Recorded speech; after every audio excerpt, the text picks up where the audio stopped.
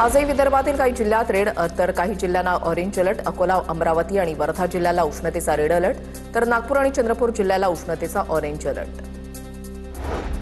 यवतमाळ जिल्ह्यामध्ये उष्माघातामुळे 4 जणांचा मृत्यू झाल्याचा संशय व्यक्त। दिग्रसमध्ये एकाच दिवशी तिघांचे मृतदेह आढळल्यानं खळबळ, पोलीस आणि आरोग्य विभागाकडून तपास सुरू।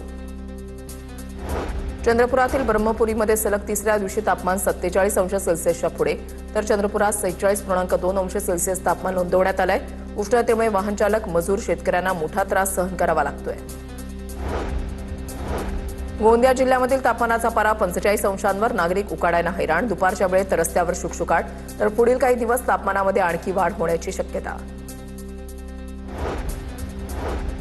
जळगावच्या चोपडा, यावलमध्ये वादळी वाऱ्यासह पावसामुळे केळी, तूर, मका, पपईसह इतर पिकांचं मोठ्या प्रमाणात नुकसान।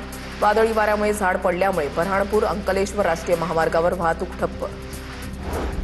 धाराशिव जिल्ह्यामधील अनेक भागात वादळी वाऱ्यासह पाऊस, काही ठिकाणी घरांचे पत्रे उडाले, तर जनावरांच्या गोठ्यांचंही नुकसान, घरातील साहित्याचंही नुकसान पाहून शेतकऱ्याच्या डोळ्यामध्ये अश्रू।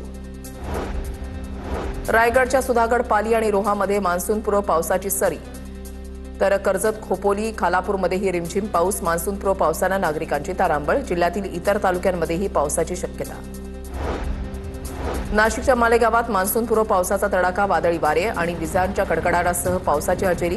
दिवसभराच्या उकाड्यानंतर शहरी भागात कमालीचा गारवा, तर ग्रामीण भागामध्ये शेतकरी वर्गाचे हाल।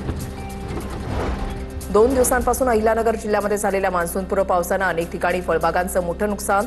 श्रीगोंद्यातील कोळगाव इथे वादळी वाऱ्यामुळे हातातोंडाशी आलेली डाळिंबाची बाग उन्मळून पडली, शेतकऱ्यांचं लाखोंचं नुकसान। बीडच्या केज तालुक्यामध्ये अवकाळी पावसाचा फटका, केळीच्या बागांचं मोठं नुकसान। वादळी वाऱ्यामुळे शेतातील सोलार पॅनलही उन्मळून पडून लाखोंचं नुकसान। पंढरपूर शहरामध्ये काल रात्री झालेल्या जोरदार पावसामुळे दर्शन रांगेतील भाविकांचे हाल। वारा आणि जोरदार पावसामुळे रांगेमध्ये पाणी साचलं। मंदिर समितीनं तत्काळ योग्य व्यवस्था करावी, अन्यथा आंदोलन छेडण्याचा नगरसेवक विक्रम पापरकर यांचा इशारा।